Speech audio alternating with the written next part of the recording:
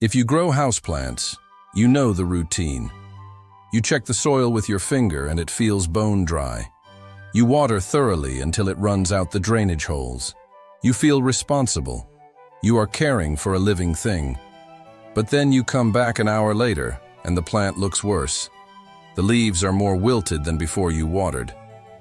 You touch the soil and it still feels dry 2 inches down, even though you just soaked it. You stand there confused, watching your plant die of thirst in what should be wet soil. I learned this the hard way 10 years ago with a monstera that cost me $40. I watered it every week when the soil felt dry, watching it droop until the leaves went from deep green to yellow to brown. I thought I was helping, but the soil was rejecting every drop I gave it. The problem is that dry potting soil becomes hydrophobic. When soil stays dry too long, especially peat-based mixes, it actively repels water instead of absorbing it. When you pour water onto hydrophobic soil, it doesn't soak in.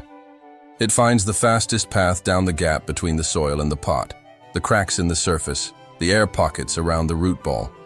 You see water coming out the bottom and assume the plant drank, but the roots never touched a drop. You are trying to hydrate your plant using a system that is fundamentally broken. Because of this, many people panic. They assume they overwatered because water pools on the surface or runs straight through. They stop watering entirely, and the problem gets worse.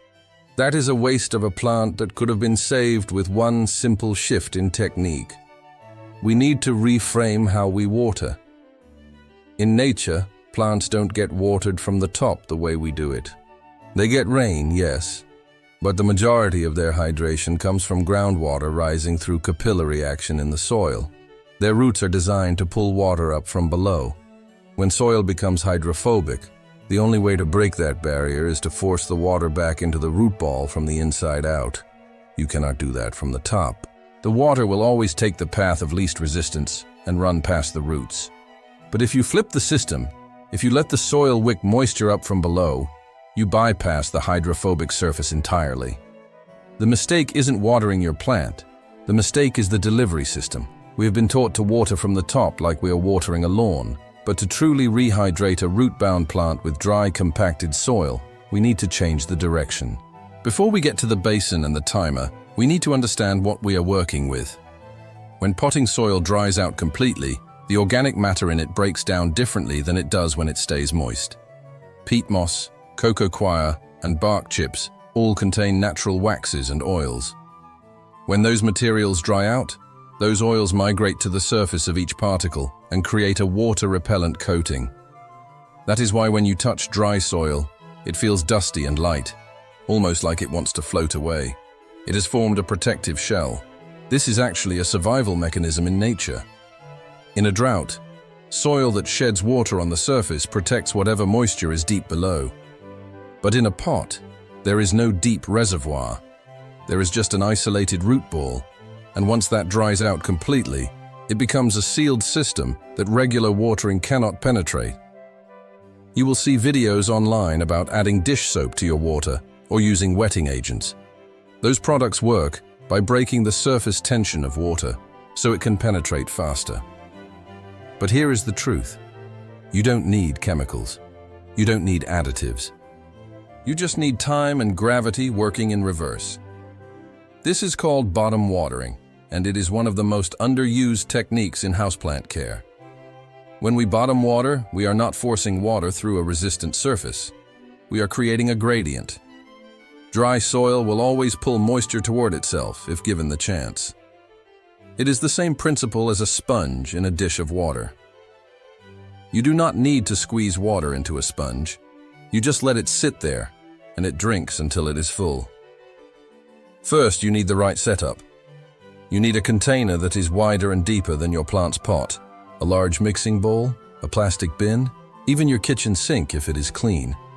The only rule is that it has to hold enough water to come at least halfway up the side of your pot. Fill that container with room temperature water. Not cold, not hot. Cold water can shock the roots, and hot water can damage them. Room temperature is neutral and will not stress the plant while it is already struggling. Now take your plant, pot and all, and set it directly into the water. You will see bubbles immediately. Those bubbles are air escaping from the soil as water begins to displace it. That is good. That is the hydrophobic barrier starting to break. Do not push the pot down or add weight. Just let it sit there. Here is the part that requires discipline. You walk away. Set a timer for 20 to 30 minutes and leave the plant alone. This is not a quick dunk. This is a slow, patient rehydration. You are giving the soil time to pull water up through the drainage holes by capillary action, filling in all the air pockets and cracks that top watering missed. When you come back after 30 minutes, the transformation is visible. Lift the pot out of the water and feel the weight. It will be noticeably heavier. Set it on a towel or a drip tray and let the excess drain for a few minutes. Now push your finger into the soil 2 inches down.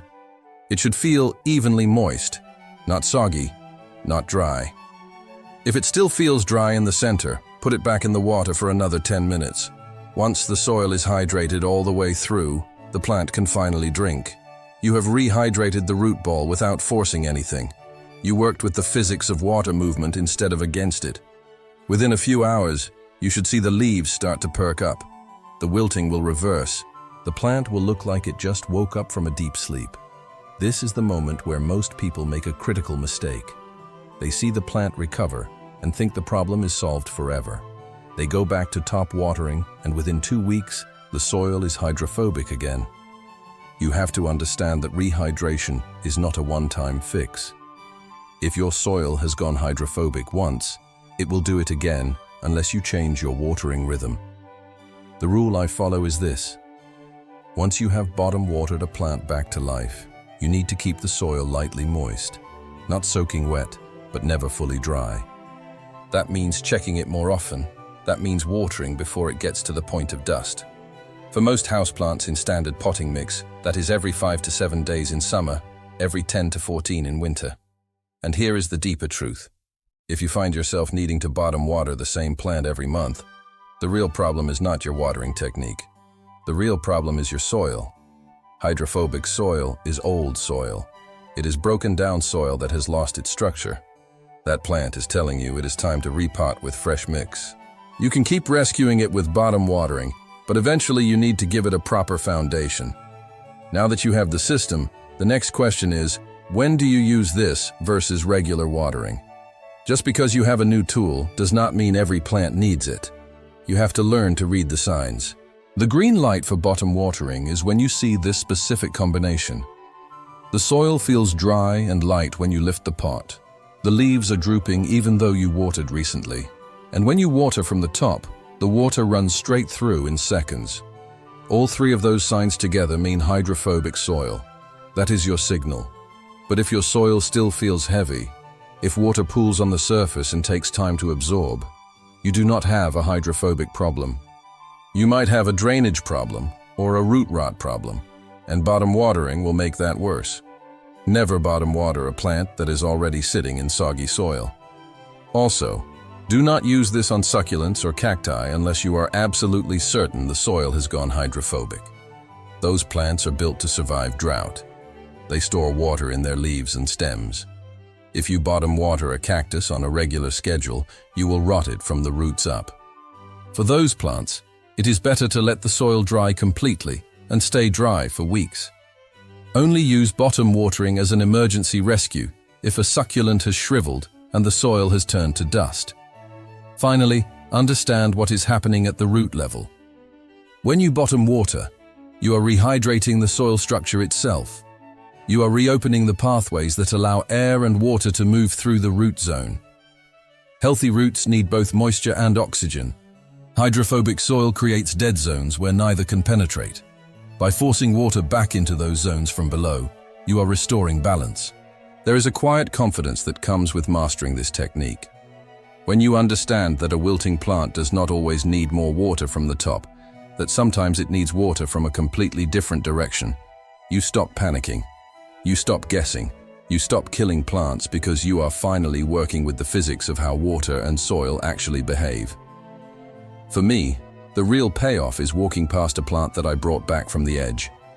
I see that Monstera now, 5 years later, with leaves the size of dinner plates, I remember when it was a shriveled mess that I almost threw away. I didn't save it with fertilizer or fancy soil. I saved it by changing the angle of the water. That small shift in perspective taught me more about plant care than any book. If this feels like a lot to process, do not try to change your entire watering routine overnight. Just pick one plant. The next time you see drooping leaves and dry soil that water runs straight through, try this. Get a bowl, fill it with water, set the pot in it for 30 minutes. Watch what happens. Once you see a plant go from limp to firm in a single afternoon, you will not need me to tell you to do it again. You will just know. The plant will teach you. If this method has changed the way you think about watering, subscribe and share this with someone who keeps saying their plants die no matter how much they water. We are building a community that understands plants are not decoration. They are living systems, and living systems respond to physics, not luck.